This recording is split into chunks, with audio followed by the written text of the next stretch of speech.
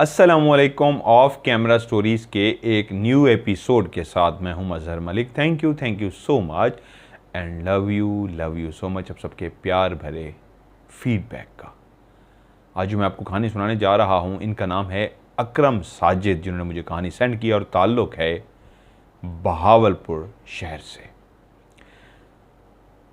बहुत सारी कहानियाँ जब मुझे भेजी जाती हैं उनको मैं सुनता हूँ या पढ़ रहा होता हूँ। पहले भी कई दफ़ा कह चुका हूँ कि उनको लफाजी जो लोगों ने लिखी होती है या जिस तरह अंदाज में कहानी वो सुना रहे होते हैं, तो उसको मुझे याद करना होता है इस अंदाज में कि मैं कहानी के अंदर खो सा जाऊँ। तभी फिर मैं कोशिश करता हूँ सुनाने का अंदाज भी ऐसा हो कि आपको भी लगे कि आप कहानी के अंदर मौजूद हैं। लेकिन कुछ लोगों ने मुझे बहुत ज़बरदस्त आइडियाज़ दिए। मून हैं, छोटे भाइयों की तरह है, अली भाई हैं, मोइज़ अली भाई, शाहजेब भाई हैं।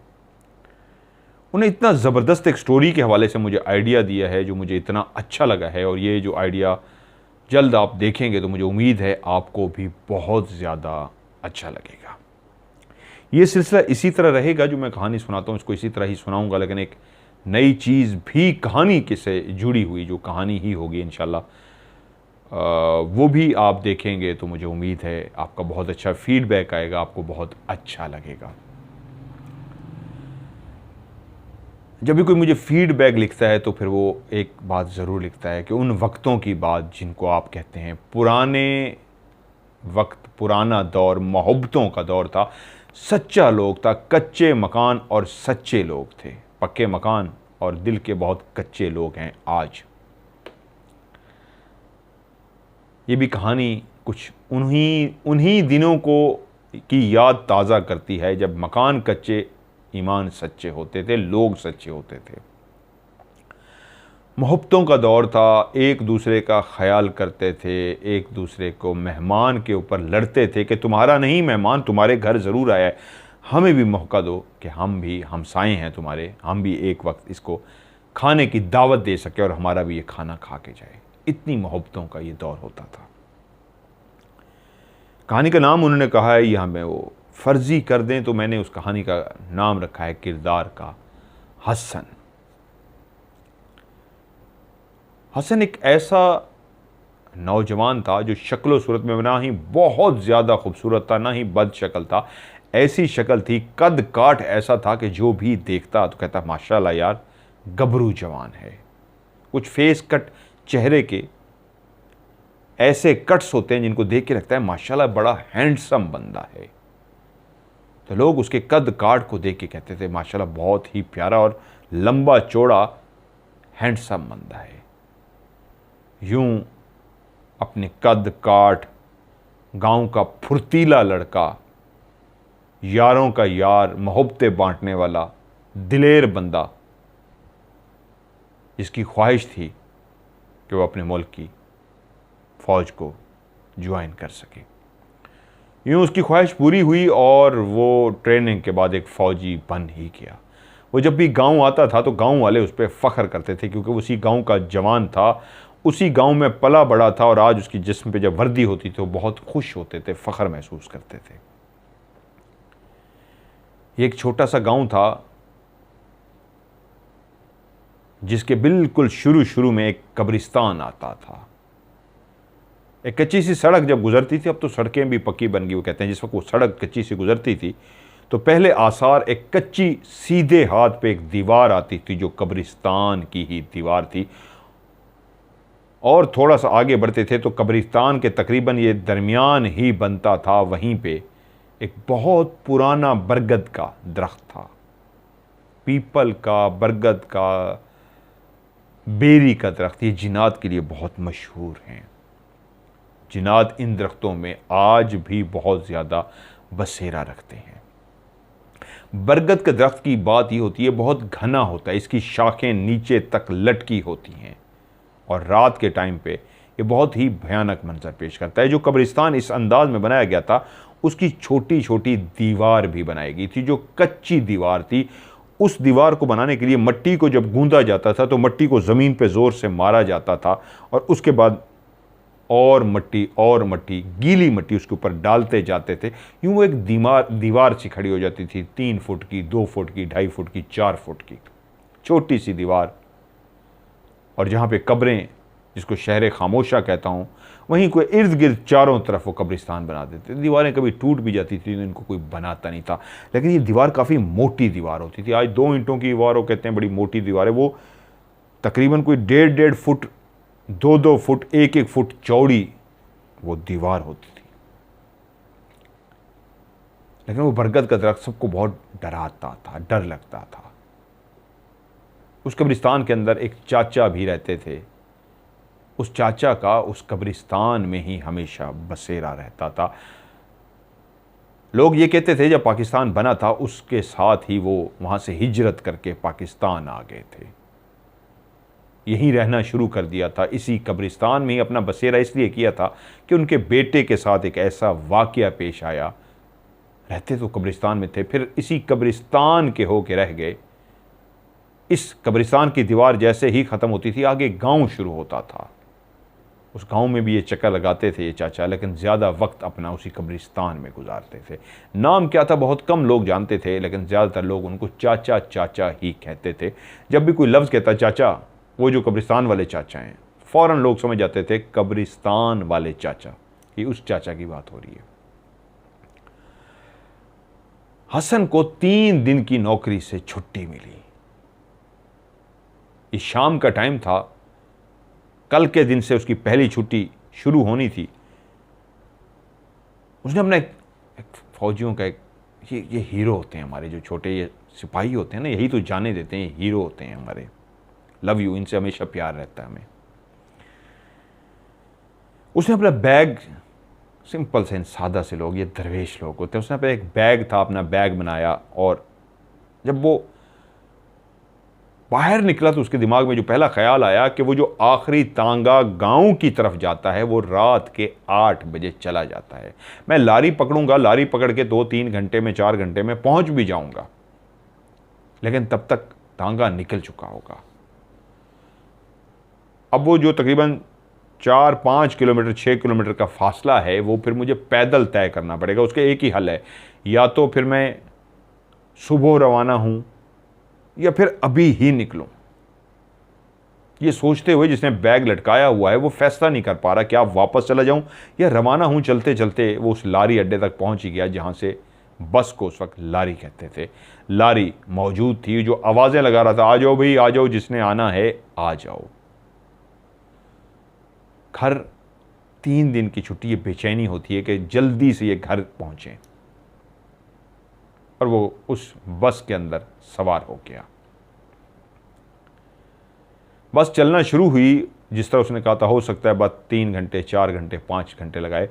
ये वो वक्त था जब बसें हर रास्ते में जो भी सवारी उनको हाथ देती थी रुक जाती थी, और उस सवार को मौका मिलता था कि आप भी सवार हो जाओ बस के ऊपर। आज तो टाइम चलते हैं, शूटो शूट, कहीं पर रास्ते में नहीं रुकना, अपना जो स्टॉप बनाया हुआ था बस ने सिर्फ वहाँ पे रुकते हैं। पहले ये जो लारी होती थी ये रुकती रुकती जाती थी, जो जो सवारी मिलती जाती थी उसको उठाती जाती थी। उसके जहन में यही था एक लंबा सफ़र है, बस के अंदर काफ़ी जगह है, लगता यही है जो उस्ताद है ये सवारियाँ उठाता ही जाएगा, इसलिए लेट हो जाऊँगा। और ऐसा ही हुआ।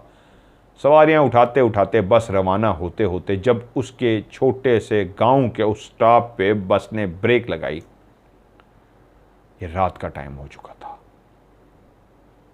आखिरी इस गांव का तांगा जो स्टॉप पे मौजूद होता था वो तो कब का जा चुका था, रात को 8 बजे चला जाता था, ये रात के 11 साढ़े 11 बजे का टाइम हो रहा था। अब तो सवाल ही नहीं पैदा होता था कि कोई तांगा यहां पे मौजूद हो। उस लारी से वो उतरा।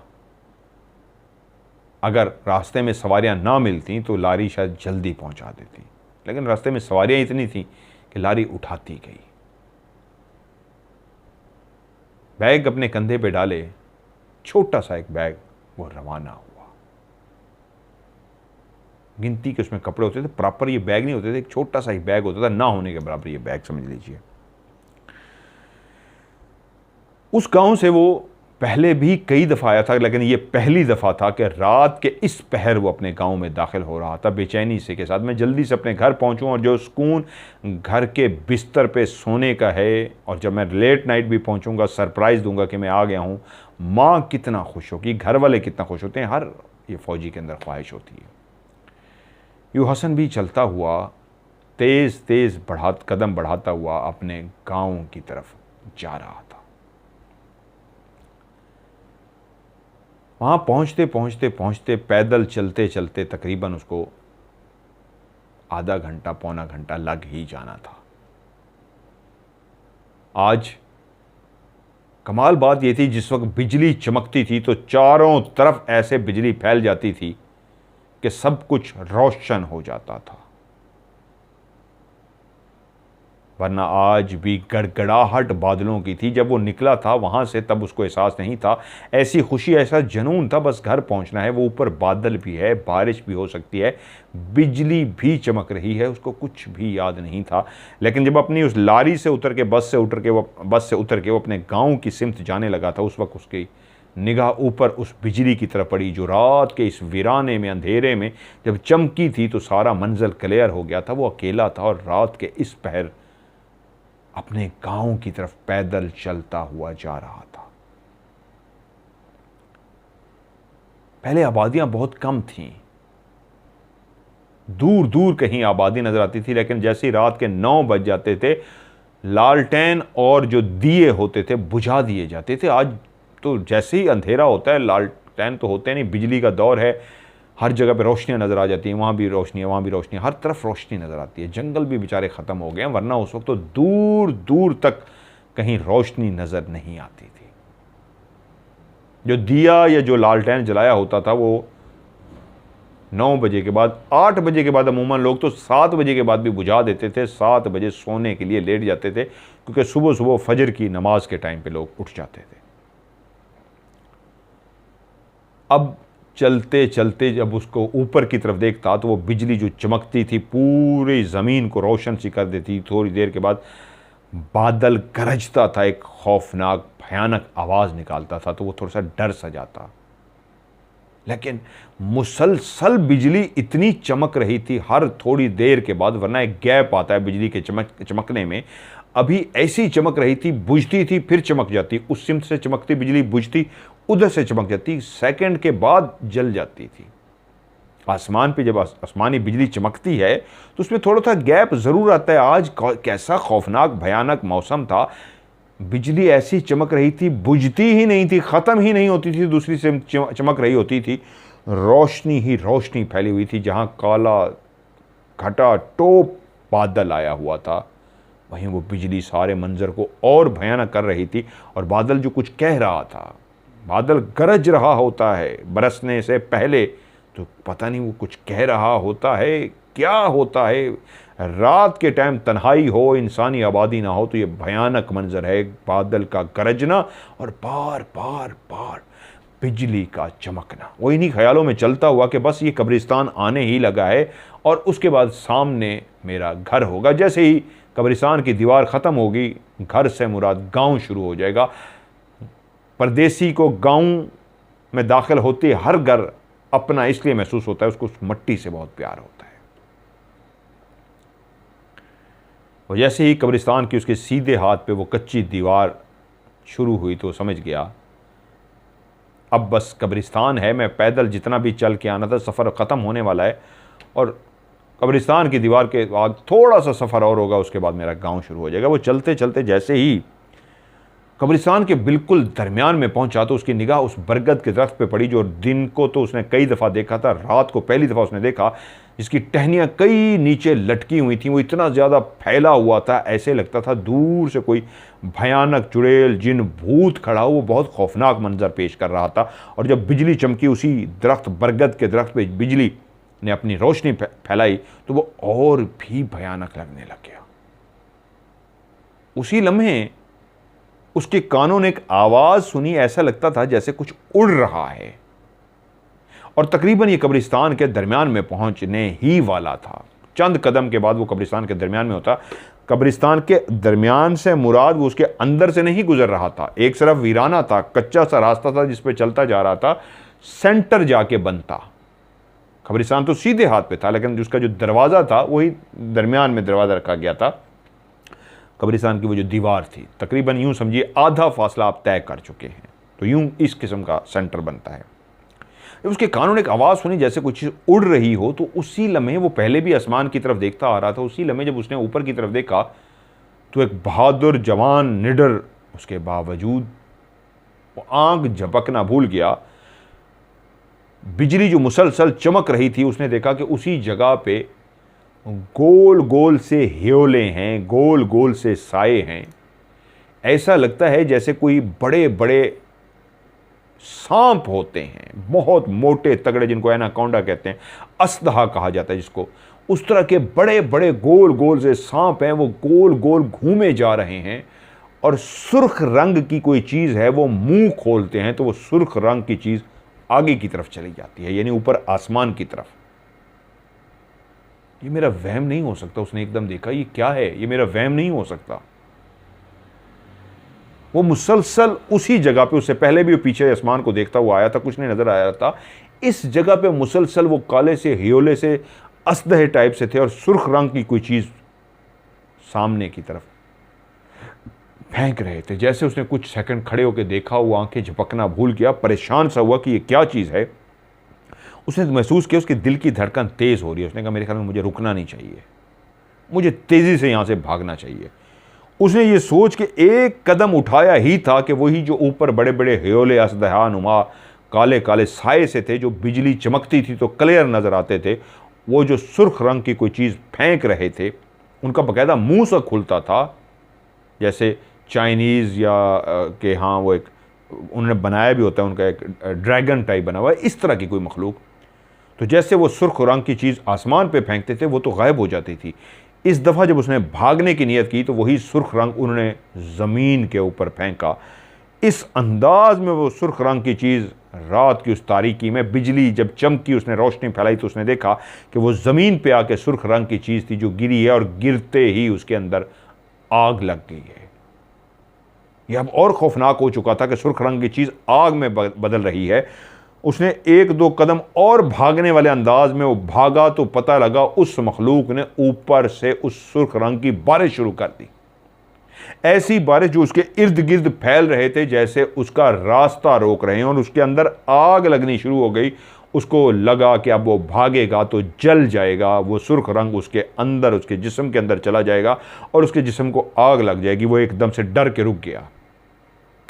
वो कुछ देर जो उसके इर्द गिर्द वो सुर्ख रंग के चीज़ आके ज़मीन पे टकराई थी और उसके बाद आग में बदल गई थी, अब आहिस्ता आहिस्ता बुझ रही थी, वहीं पे उसके आँखों ने एक और भयानक मंजर देखा।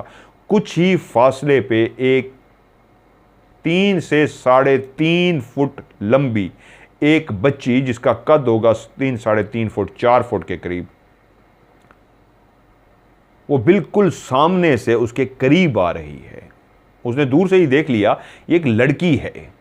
उसका कपड़े बताते हैं बच्चों की तरह उसने कपड़े पहने हुए हैं, कोई लड़की है।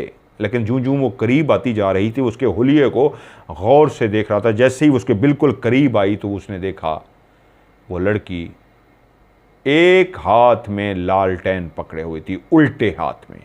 पुराने दौर के बने हुए जो लालटेन होते थे, उसके गांव में भी उसी तरह के लालटेन होते, उसने अपने ऊंचा करके एक हाथ में यूं लालटेन पकड़ा हुआ था, और दूसरा जो उसका हाथ था वो इतना बड़ा था, इतना लंबा था कि वो उसका हाथ जितना टांग इंसान की लंबी होती है उतना ही बड़ा वो उसका हाथ था, और नीचे जमीन को टच हो रहा था। और उसने जब गौर किया तो उसने देखा इतना बड़ा हाथ है कि वो जितनी लंबी टांग होनी चाहिए उतना बड़ा हाथ ज़मीन को टच इसलिए हो रहा था कि उसी साइड की उसकी टांग नहीं थी। यानी उसके उल्टा हाथ जिसमें उसने लालटेन पकड़ा हुआ था वो टांग तो उस बच्ची की थी, लेकिन दूसरी सीधे हाथ वाली साइड की उसकी टांग भी नहीं थी। वो टांग से माजूर थी, लेकिन उसका हाथ इतना बड़ा था जो खौफजदा कर रहा था कि नीचे ज़मीन तक जा रहा था और टच हुआ था ज़मीन से, जिससे लगता था कि इसी ने टांग का काम किया हुआ है और उसको गिरने से बचाया हुआ है, उसका सहारा बना हुआ है। तभी उसको एकदम एक और खौफ महसूस हुआ। उसके जिस्म, उसकी रीढ़ की हड्डी के अंदर एक सर्द लहर सी दौड़ गई कि वो जो चलती आई थी तो उसकी तो एक टांग नहीं थी, तो फिर वो चलती हुई कैसे आई थी? उसको तो उछल उछल के आना चाहिए था, दूसरी टांग उसकी नहीं थी।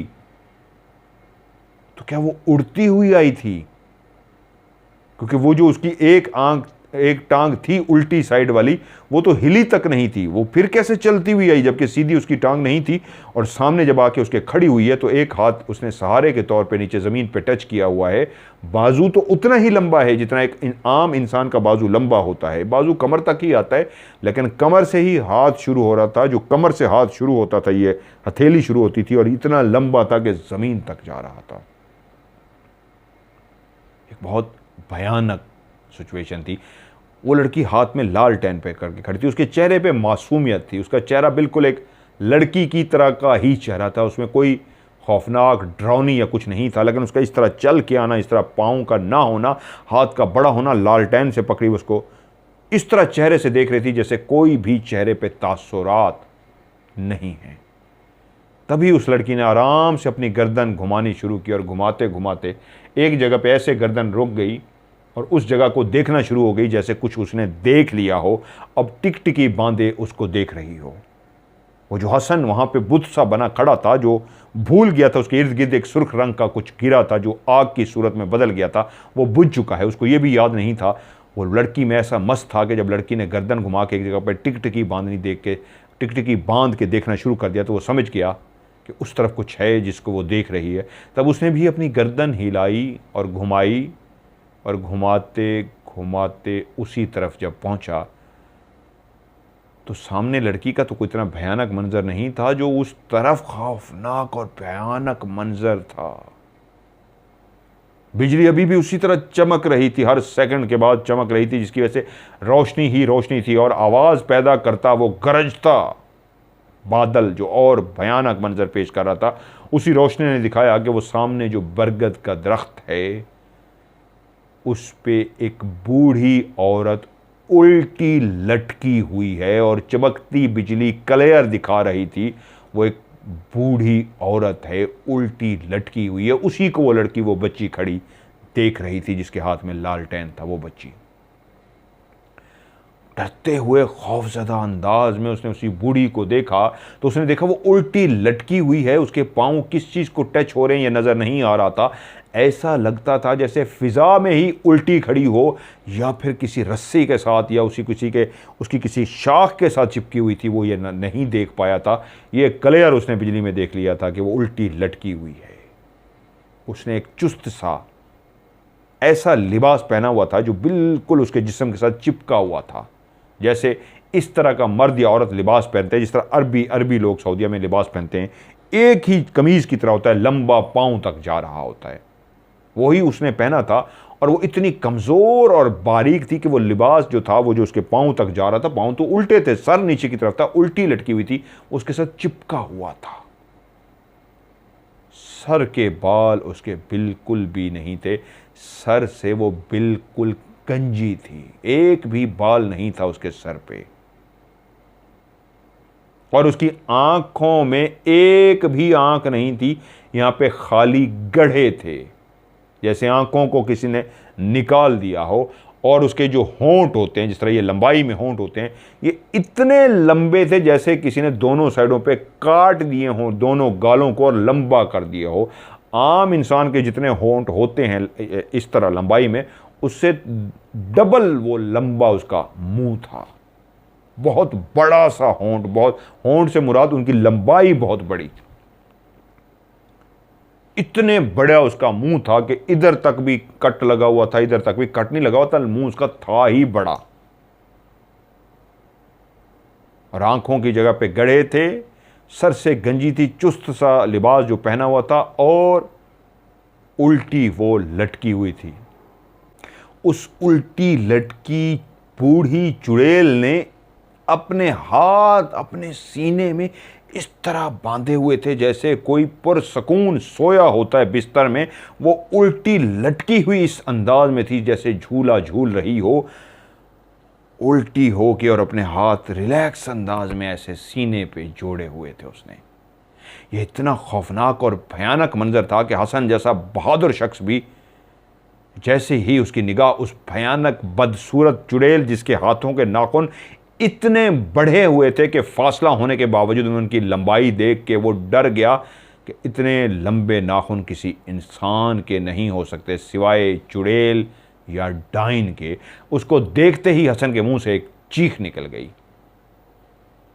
और जैसे ही खौफ से उसके मुंह से चीख निकली तो हसन उस चुड़ैल को देख के डरा था, और चुड़ैल को इस बात ने इतना मज़ा दिया था कि वो जो उसके कटे हुए होंठ थे या इतनी लंबे जो उसके होंठ थे वो मज़ीद इस अंदाज में खुल गए जिस तरह वो मुस्कराई हो कि खुशी हुई तुम डर गए हो, मेरा मकसद भी तुम्हें डराना था। और पीले गंदे से मैले कुचेले उसके दांत चूंच की तरह बारीक बाहर निकल आए।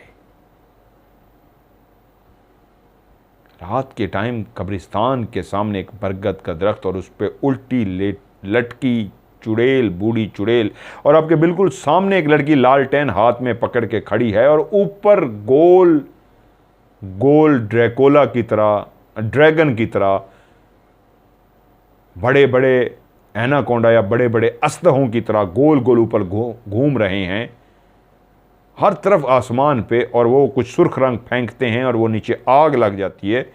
ये कितना खौफनाक मंजर होगा कि कोई भी जितना बहादुर होने का दावेदार होगा वो डर जाएगा। और यही मंजर था जो इस वक्त हसन के सामने था। जिन आग से बचने के लिए वो रुका था, जिन गोलों से कि ये आग के गोले जो उसके इर्द गिर्द फैल गए थे, मुझे आग ही ना लग जाए, तो लड़की सामने आ गई माजूर, हाथ में लालटेन पकड़े, इतने बड़े हाथ के साथ। लेकिन उस लड़की को देख के उसको डर ज़रूर लगा, लेकिन उसको अच्छी लड़की महसूस हुई। और साथ ही लड़की ने गर्दन घुमाई जिस तरह किसी और को देख रही हो, तो उसने भी घूम के देखा तो एक और भयानक मंजर। कोई भी इंसान इतना खौफनाक मंजर देख के नहीं रह सकता। चीखना नेचुरल सी बात, इसलिए उसकी चीख निकल गई थी, और वो चीख उसको सुकून दे रही थी। तभी उसी टाइम उसी उल्टी लटकी बूढ़ी चुड़ैल ने, जिसने अपने हाथ सीने पे बांधे थे, अपने हाथ नीचे करने शुरू कर दिए, और एक हाथ उल्टे लेटे लेटे लटके लटके उल्टे लटके लटके एक हाथ से यूं इशारा किया उंगली आगे करके, जैसे हसन को कह रही हो मेरे पास आओ। रात को कब्रिस्तान के सामने बरगद के दरख्त पे लटकी वो चुड़ैल हसन को उंगली के इशारे से मुस्कुराते हुए कह रही है, जिसकी एक चूंच जैसी, ऐसी जैसे लंबी सी चूंच इस चुड़ैल की चूंच है, ऐसी लंबी चूंचदार नाक है, इसका मुंह तो होंठ नॉर्मल है, उसके बड़े होंठ है लंबे, जैसे कटा हुआ हो, लेकिन कटा हुआ नहीं थे, उसके थे ही बड़े। वो कह रही है उंगली के इशारे से मेरे पास आओ। और जैसे ही उसने उंगली का इशारा किया अपने पास बुलाने के लिए, तो उसी लम्हे वो कोई वजूद था, वो काला साया था, वो कौन था, कहाँ से आया, हसन नहीं जानता था, लेकिन इस अंदाज में आके उसके शोल्डर से आके टक्कर खाई उसने, जैसे उसको आके पंजाबी कहते हैं ना आके वजिया, उसने आके हसन को कंधा मारा और उसको उसका वजूद महसूस हुआ, आग जैसा वजूद, तपता हुआ वजूद, गर्म तरीन आग की तरह उसका वजूद था। उसने जैसे ही हसन के साथ टकराया, उसका कंधा हसन को लगा, हसन अभी मुड़ने ही लगा था कि उसने देखा वो छलावा था, इतना तेज छलावा कि वो जो भाग नहीं रहा था, वो जो छलांग लगा रहा था, उसकी एक छलांग इंसान के 4 कदमों के बराबर थी। इंसान 1 2 3 4 ये 4 कदम रख के इंसान जितना फासला तय करता है, तो वो इतनी एक छलांग मार के तेजी के साथ आगे गया, उसी चुड़ैल वाले दरख्त के ऊपर चढ़ा और गायब हो गया।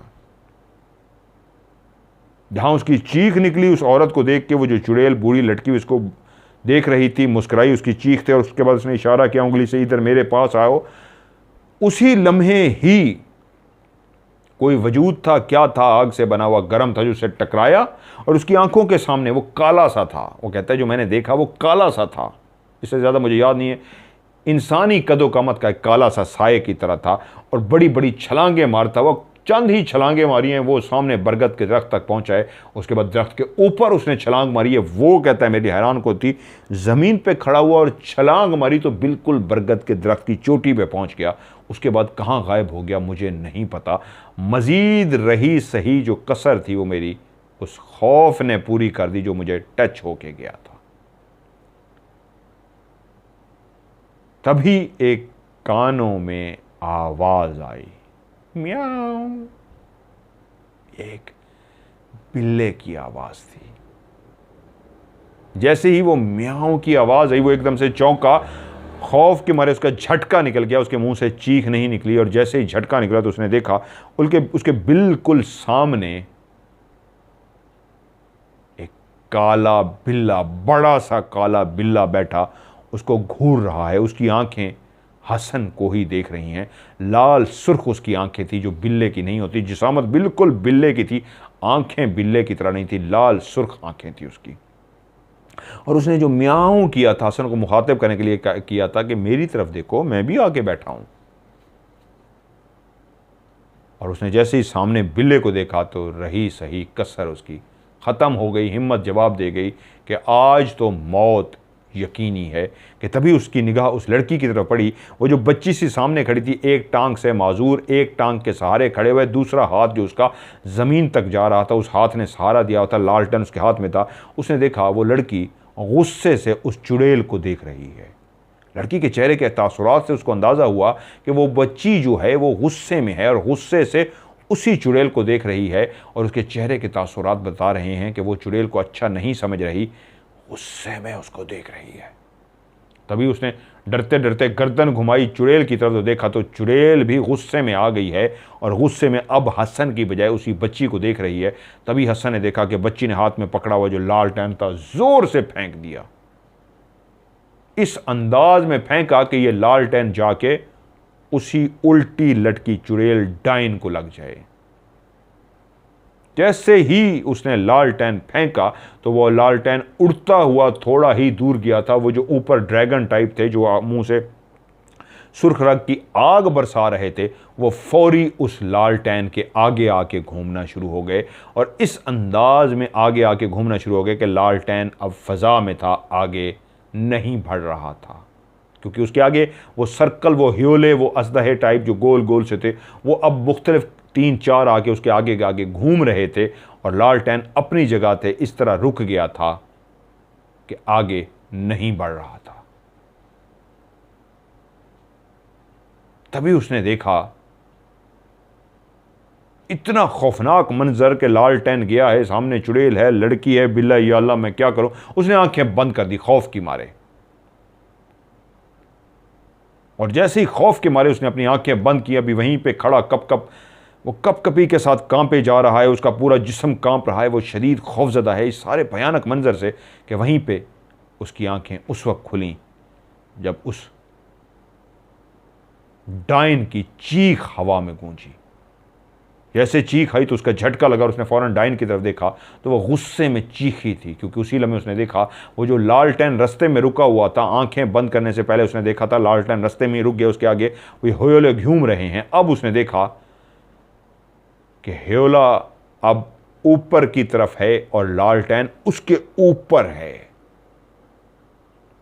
पहले इस लालटेन का रास्ता उस ह्योले ने रोका था, अब बाजी पलट चुकी थी। ह्योले के ऊपर ही लालटेन था और लालटेन गोल गोल उस ह्योले के ऊपर घूम रहा था। तभी उसने अपनी गर्दन से उस लड़की को देखा जो सामने बच्ची टांग से माजूर खड़ी थी। उसने देखा वो अपनी आंखों की ताकत से गोल गोल सर को हिला रही है, जैसे अपनी आंखों की ताकत से उस लालटेन को गोल गोल घुमा रही है। और वो अपनी आंखों से उस लालटेन को गोल गोल घुमा रही थी और वो जो ह्योले थे उसके नीचे था। तभी उस बूढ़ी की चीख निकली थी। वो समझ गया था ये जो गोल सुर्ख रंग की आग बरसाते ह्योले हैं वो उस डाइन के हैं। और इस लालटेन ने जो उनके ऊपर घूम रही है कुछ ऐसा ज़रूर किया है जिससे उस बूढ़ी डाइन की चीख निकली है। तभी उसने सोचा उसी लम्हे कि इस सारे मंजर में मुझे क्या करना चाहिए। एक सेकंड के लिए उसके दिमाग में ख्याल आया कि ये इधर मसरूब है, मैं भागूं यहां से, मुझे छलांग लगा देनी चाहिए। उसके जहन में ये जैसे ही ख्याल आया कि मैं अब निकलूं और भागूं यहां से, वो चुड़ैल जिसका मुकाबला करती है बड़ी बच्ची थी, गोल ह्योले के ऊपर ऊपर लालटेन घूम रही थी। वो भूल गया था यहां बिल्ला भी बैठा है।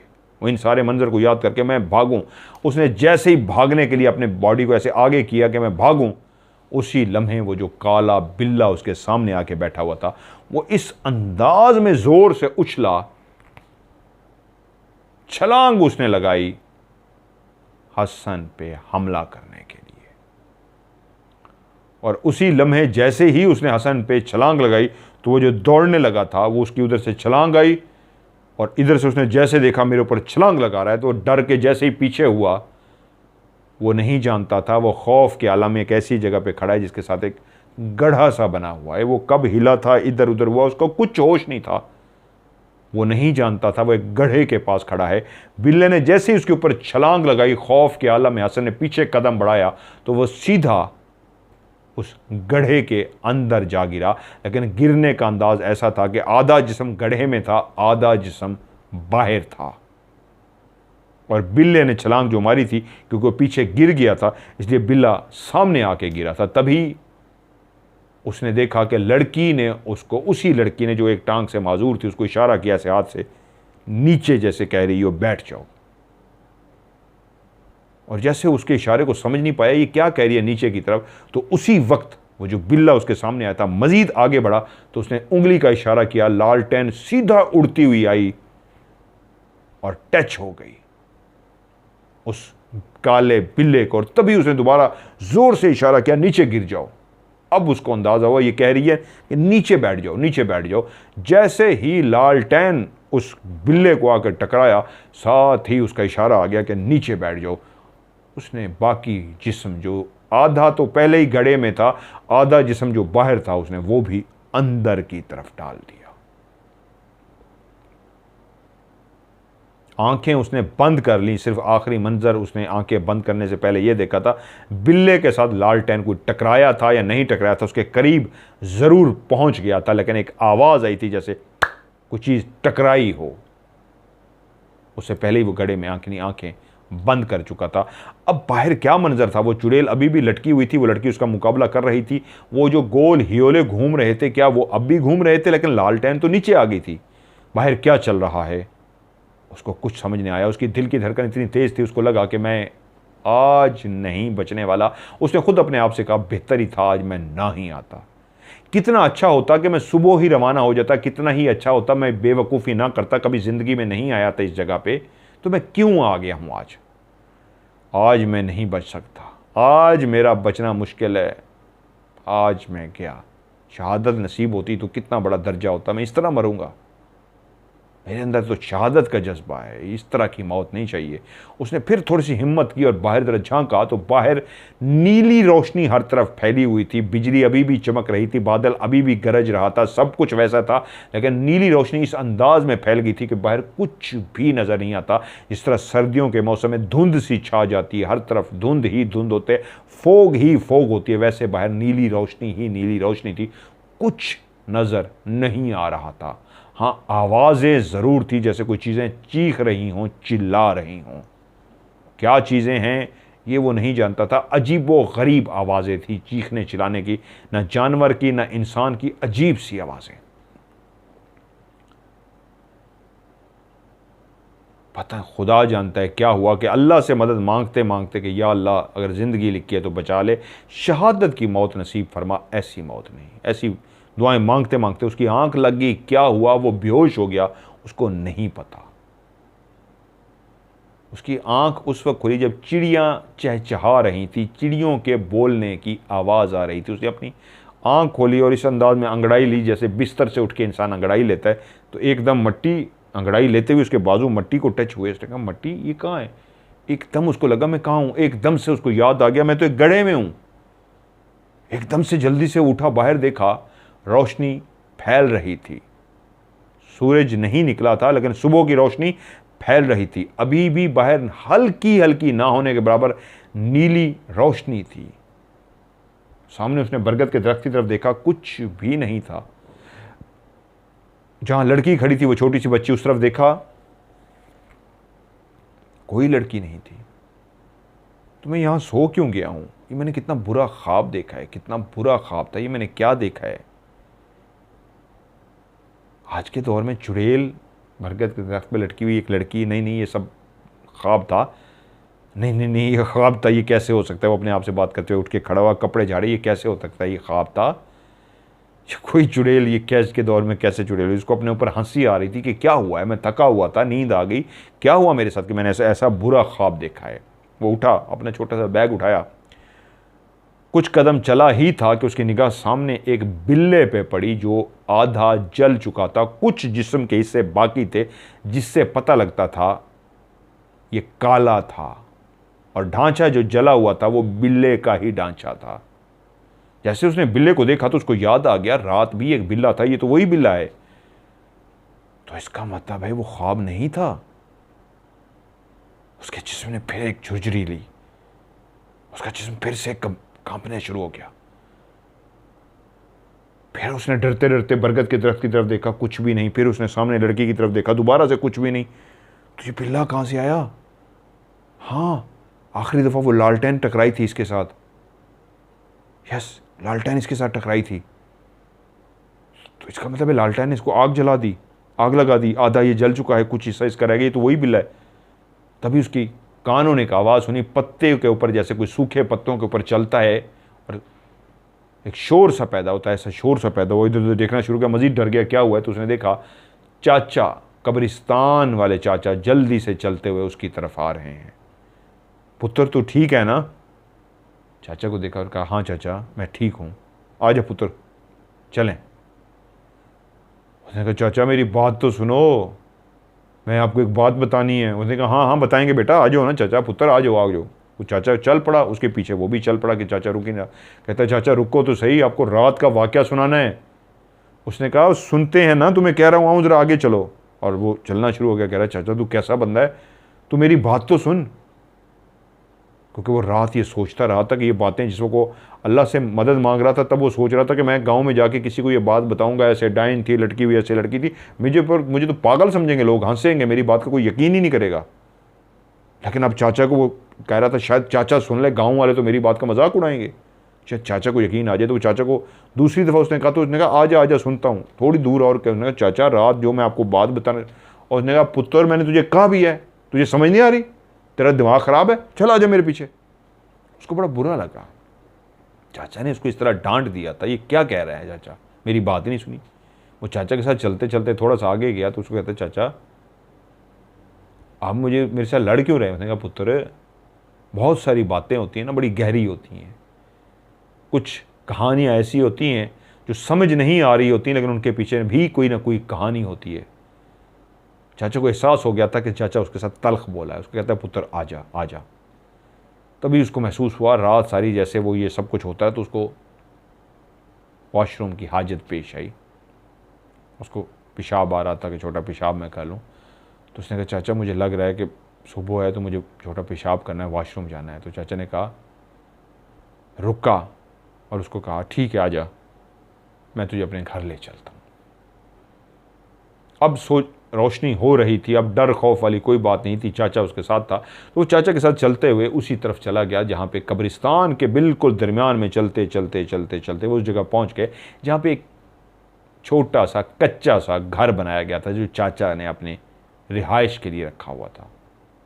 जिस तरह मैंने शुरू में आपको चाचा के बारे में बताया, पाकिस्तान जब बना था तो चाचा आ गया था, कोई भी नहीं जानता था कि चाचा पाकिस्तान बनते ही यहाँ पे आ गया। उसकी फैमिली जो थी कहाँ थी किसी को नहीं पता था, उसने इसी कब्रिस्तान में ही बसेरा कर लिया था। लेकिन कहने वाले कुछ बुजुर्ग कहते थे एक लड़का था जो हमेशा उसके साथ नज़र आता था। कुछ लोग कहते हैं कोई ले पालक था, कुछ लोग कहते हैं उसका अपना बेटा था, और कुछ कहते हैं उस बेटे का पता नहीं लगा था कि उसके साथ क्या हादसा पेश आया था, उसके साथ क्या मसला आया था।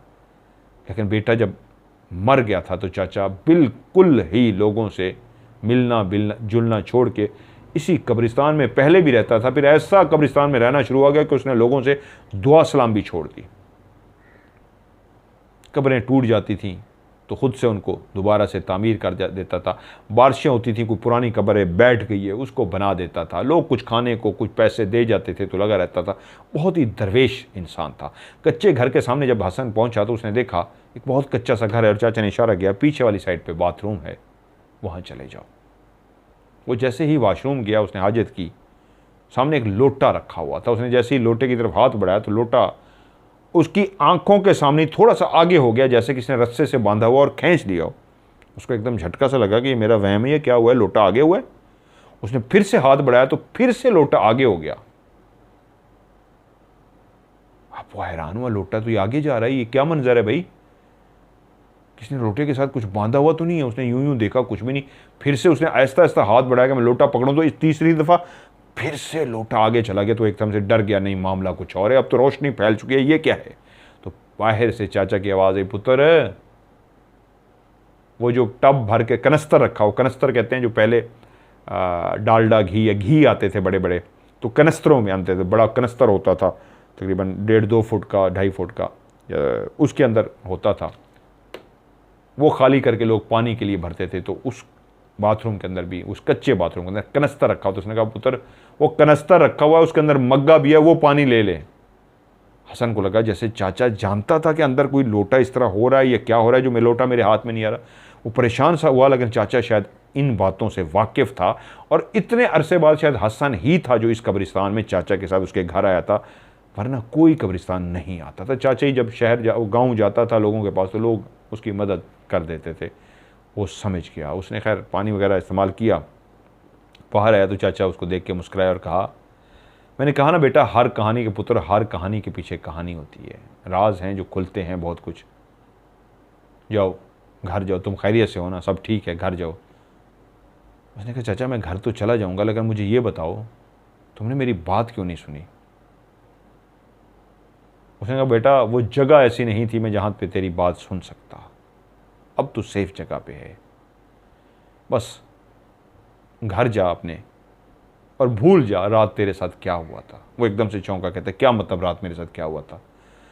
उसने कहा, मुझे पता है रात तेरे साथ क्या हुआ था, लेकिन तू जब किसी को बताएगा तो सुनेगा कोई भी नहीं, यकीन ही कोई नहीं करेगा, इसलिए भूल जा जो कुछ भी तेरे साथ हुआ, अपनी ज़िंदगी में मसरूफ़ हो जा। उसने कहा, नहीं चाचा मुझे आपसे पूछना है, मैं आपसे पूछ के रहूँगा, मुझे बताए क्या माजरा है। उसने कहा, किसके बारे में पूछना चाह रहा है, लालटेन वाली लड़की के बारे में।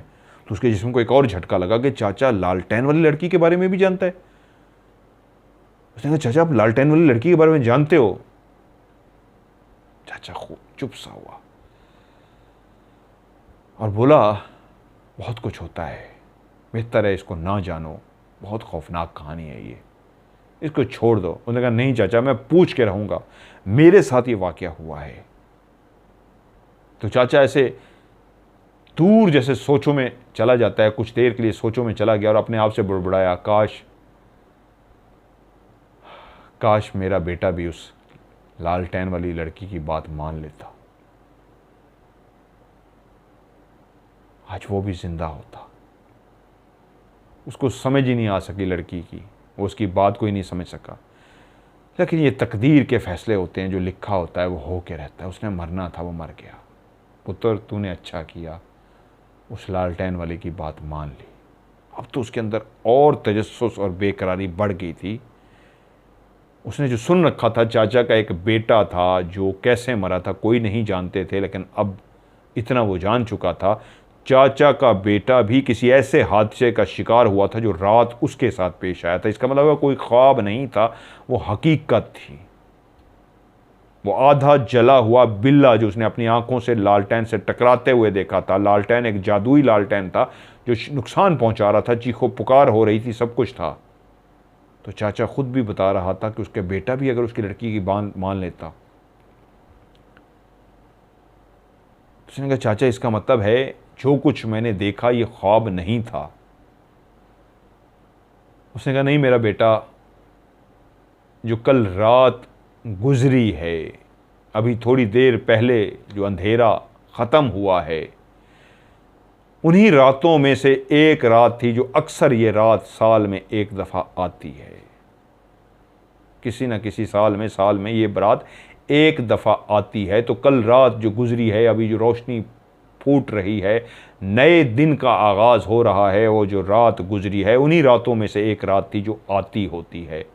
और इसी रात मेरे बेटे के साथ भी कुछ हुआ था। अब चाचा ख्यालों से निकल आया और जैसे उसने कहा, बेटा अब तू पुत्र घर जा और जाके रेस्ट कर। उसने कहा, नहीं चाचा, मुझे ये कहानी सुन के रहनी है, मुझे इस वाक़ये को जानना है। जो कुछ रात मैंने अपनी आंखों से देखा है बहुत भयानक था। ऊपर तैरते वो अजीबो गरीब गोल गोल घूमते हुए ड्रैगन टाइप जिस तरह होते हैं, कोई बड़े बड़े अस्तहे होते हैं इस तरह का, गोल गोल से थे बिल्कुल सांप की तरह। उनके मुंह खुलते थे तो सुर्ख रंग की कोई चीज़ निकलती थी जो आग बन जाती थी। वो लड़की अब भी मुझे याद है चाचा। एक टांग से माजूर थी, हाथ में लालटेन था, फ्रॉक पहनी हुई थी जिस तरह बच्चे फ्रॉक पहनते हैं। वो जो एक टांग थी जिस तरह बच्चे स्कूल का लिबास पहनते हैं चाचा, उस तरह की कोई लिबास था स्कूल की तरह का, लेकिन एक टांग उसकी नहीं थी। हाँ चाचा, मुझे वो हाथ भी याद है जो बहुत बड़ा हाथ था, जो उसकी कमर तक उसका बाजू था और आगे हाथ शुरू हो रहा था, जो पाँव तक हाथ जा रहा था और हाथ की उंगलियां जो थीं वो ज़मीन को टच हो रही थी। और वो इस तरह लंबा हाथ था कि अगर वही हाथ खड़े खड़े अपना ज़मीन पे टच करना चाहती तो इस अंदाज में, एक तो होता है इस तरह उंगलियां टच हो रही थी, वो ऐसे भी रखना चाहती तो रख सकती थी। इतना लंबा उसका हाथ था ज़मीन पे। जैसे कोई बैठता है ना और ज़मीन से उठने के लिए कोशिश करता है तो अपने दोनों हाथों को ज़मीन पे रखता है सहारा देने के लिए और उसके बाद उठता है। इस अंदाज में भी वो हाथ अपना ज़मीन पे रख सकती थी। इतना बड़ा था जो कमर से सीधा होके नीचे ज़मीन तक जा रहा था। उंगलियां उस वक्त टच हो रही थी, लेकिन उस वक्त भी वो बाजू बिल्कुल सीधा नहीं था, हल्का सा टेढ़ा था। टेढ़े से मुराद ये है कि अगर वो बिल्कुल सीधा करती तो उसको अपने हाथ को ज़मीन पे रखना पड़ता, इस अंदाज में जैसे सहारा लेते हुए हमें रखना पड़ता है और हम ऊपर उठते हैं। और उसको वो डाइन भी याद थी, भयानक उसकी हंसी भी याद थी, उसके वो चूंच वाले दांत भी याद थे, उसको अपनी तरफ बुलाना भी याद था, वो जो छलावा उसके साथ टकरा के छलांगे मारता हुआ ऊपर गया था उसको वो भी याद था, उसको सारे मंजर याद थे। वो बिल्ला भी याद था, बिल्ले का जलना भी याद था, उस लड़की का उसको कहना नीचे छुप जा, बैठ जा, पहली दफ़ा नामा समझना और दूसरी दफ़ा उसको समझ आ गई थी और वो छुप गया था, उसको वो भी याद था। तो वो बेचैन था, चाचा मुझे ये सब सुनना है। तो चाचा ने कहा आजा पुत्र, वो होटल है वहाँ पे चल के बैठते। उसने कहा चाचा अल्लाह आपका भला करे, वैसे भी मुझे चाय की बहुत तलब हो रही है, चलो बैठते हैं होटल पे चाय पीते हैं। चाचा ने कहा चलो। वो दोनों चलते हुए होटल पे गए और होटल पे जाकर बैठ गए। और उसने कहा चाचा मुझे आज पहली दफ़ा पता लगा है कि आपके बेटे के साथ भी यही वाक़या हुआ था और उसने उस लड़की की बात नहीं मानी थी। मैं ये सब सुनना चाहता हूँ, मैं बेचैन हूँ, मुझे ये कहानी ज़रूर सुनाइए, ये क्या माजरा है, ये बहुत भयानक था, ये ख्वाब नहीं था, क्योंकि आप भी उस लड़की को जानते हैं, आप इस सारे वाक़ये को जानते हैं, तो मुझे आपके मुंह से इस सारे वाक़ये को सुनना है। तभी चाचा ने एक गहरी सांस ली और उसके बाद कहा तो सुनो बेटा, ये कहानी किस तरह शुरू हुई। इसको कर लेते हैं पार्ट 1, क्योंकि मैंने ड्यूरेशन देखी है, काफ़ी लंबा हो गया, कहानी बहुत मज़ेदार है। आपको कल तक इसका इंतज़ार करना होगा, क्योंकि बहुत मज़ेदार कहानी है। जो कुछ उसके साथ हुआ था आगे आप सुनेंगे तो परेशान हो जाएंगे, अभी तो शुरू हुई है। ये बहुत ही भयानक, बहुत ही खौफनाक कहानी है, इसका कल ही इंशाल्लाह मैं आपको पार्ट 2 सुनाऊंगा। लेकिन इस रिक्वेस्ट के साथ इसको डाउनलोड नहीं करना, इसको यहीं पे ही सुनना है, ऐड भी देखने हैं, क्योंकि ऐड आप देखते हैं तो इसी से पैसा मिलता है और यही जो पैसा है ये मेरी ज़ात पे और बाकी जो मेरे साथ जुड़े हुए बहुत सारी फैमिलीज़ हैं जिनकी मैं हेल्प करता हूँ उनको भी जाता है। तो रिक्वेस्ट है इसको डाउनलोड ना किया करें। बहुत सारे लोग डाउनलोड नहीं करते, कुछ लोग करते हैं, तो उन्हीं से रिक्वेस्ट करता हूँ तो इसको यहीं पे सुन लिया करें। बार बार सुनना है तो बेशक आप डाउनलोड कर लें, या कुछ लोगों को उन्होंने कहा है प्रीमियर एक होता है कि आप थोड़ी सी फीस होती है महीने की, आप दे दिया करें तो मेरी कहानी के अलावा भी जितनी आप यूट्यूब पर प्रोग्राम देखेंगे उस पर ऐड नहीं चलती होती। तो इस कहानी को कल यहीं से ही इंशाल्लाह शुरू करूँगा, उम्मीद है आपको बहुत पसंद आएगी। बड़ी खौफनाक कहानी है और ये मंज़र भी वाकई कितना खौफनाक है। जब मैं कहानी सुन रहा था और पढ़ रहा था तो मुझे भी एक दफ़ा डर लगा। कब्रिस्तान का ये मंज़र हो, ओह रात को इस तरह की कहानी और कब्रिस्तान में सारा कुछ हो तो बंदा रात को सो ही ना सके खौफ के आलम में, वो इतना डर जाए कि उसके पसीने छूट जाए। खैर कल इंतज़ार कीजिएगा इंशाल्लाह, ज़िंदगी बखैर। तो कल इसका आपको पार्ट 2 सुनाऊँगा। रोज़ जिस तरह कहता हूँ तो जाने से पहले आप भी मुझे फ़ीडबैक ज़रूर दीजिएगा, कहानी कैसी लगी, क्या मज़ीद कोई राय देना चाहते हैं तो ज़रूर राय दें और इन कहानियों को शेयर ज़रूर किया करें अपने आगे। रिक्वेस्ट है कि एक अच्छा टाइम अगर आपका गुजरा है तो इसको सदका जारिया समझ के, नेकी की नीयत से समझ के कि दूसरों का भी अच्छा टाइम गुजरेगा, आपको भी इसका सवाब मिलेगा। क्योंकि इतने टाइम के लिए जो आपका फीडबैक है, जब भी कहानी सुनते हैं ज़िंदगी में मज़ा आ जाता है। तो जो लोग परेशान हैं, डिस्टर्ब हैं, उदास हैं, बीमार हैं, जब इस तरह की कहानी सुनेंगे तो उनको भी फ़ायदा होगा। और आप लोग भी अपनी ज़िंदगी से जुड़ी जो आपके साथ पेश आया या आपने अपने घर वालों से, गाँव वालों से कहीं से कोई कहानी सुनी हुई है तो आप मुझे ज़रूर सेंड कीजिए उसको भी मैं आपके प्रोग्राम में शामिल करूँगा, चाहे वो आपकी अपनी कहानी है या कहीं से सुनी है, प्रोग्राम में शामिल हो जाएगी। उसका तरीका ये, आप मुझे व्हाट्सएप पे वॉइस मैसेज रिकॉर्ड करके भेज सकते हैं, लंबा सा वॉइस मैसेज व्हाट्सएप पे, या फिर कहानी लिख के भी भेज सकते हैं। दोनों सूरतों में वॉइस मैसेज रिकॉर्ड करके भेजें या लिख के भेजें तो आखिरी लफ्ज़ आपने लिखना है STORY स्टोरी इंग्लिश में, या उर्दू में भी स्टोरी लिख सकते हैं, या फिर लिख दें OCSO for of, C for camera, S for story, OCS लिख दें, या फिर इंग्लिश या उर्दू में स्टोरी लिख दें। होता क्या है, जितने भी मैसेज आए होते हैं आप लोगों के, तो एंड पे जब लफ्ज़ स्टोरी लिखा होता है या OCS लिखा होता है, तो पहले पहले इन्हीं मैसेज को मैं सारे मैसेज खोलता हूँ, पहले पहले OCS या स्टोरी लिखा हुआ नज़र आता है तो उसको खोल के सुनता हूँ, कहानी है, हाँ कहानी है, नंबर दे के हॉरर स्टोरी नंबर फलां फलां फलां महफूज कर लेता हूँ। जैसे आपका नंबर आता है तो उस कहानी को प्रोग्राम में शामिल कर लेता हूँ। और भेजने के लिए मेरा व्हाट्सअप का नंबर है, पाकिस्तान से बाहर वाले पाकिस्तान का कोड मिलाएंगे 0092, ये भी लिख सकते हैं, या जमा का निशान जो होता है +92, ये भी लिख सकते हैं, दोनों को लिख लें, 0092 लिख लें या फिर +92 जमा 92 लिख लें।